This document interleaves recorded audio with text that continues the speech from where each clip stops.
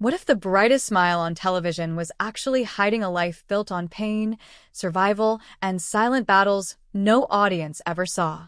Joanne Castle looked like pure joy every time she touched the piano, but behind that explosive energy was a story that slowly breaks the illusion of fame. And once you understand it, you can never watch her the same way again. You're about to see how a little girl born in Bakersfield, California on September 3rd, 1939 went from small community halls to national television screens, and how that same journey carried both her greatest success and deepest suffering. Because sometimes, the very thing that makes you unforgettable is also the thing that costs you everything. Joanne Ziering grew up in a working-class American home where discipline mattered more than dreams. Her father worked for the railroad, her mother came from the structured world of service jobs, and life was shaped by order, not luxury. But something unusual showed up early: music. Not as a hobby, but as a force she couldn't ignore. By the age of 3, she was already performing in local events, standing in front of strangers before she even understood what fame meant. And here's the question: what does applause do to a child before they're old enough to understand it? Her family trained her in piano and dance, but financial limits forced a choice that quietly changed everything. Dance stopped. Music continued. That decision didn't feel dramatic at the time, but it shaped her entire destiny.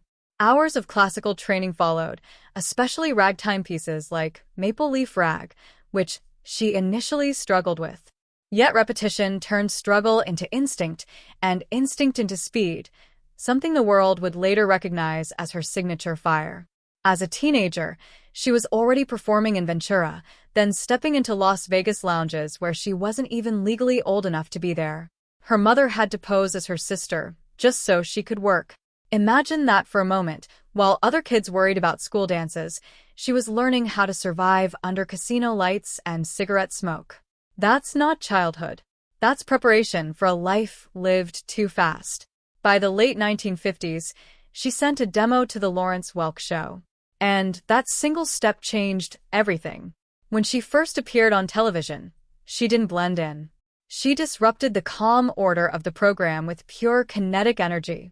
Every ragtime piece felt like a storm hitting a perfectly arranged room. Lawrence Welk noticed immediately.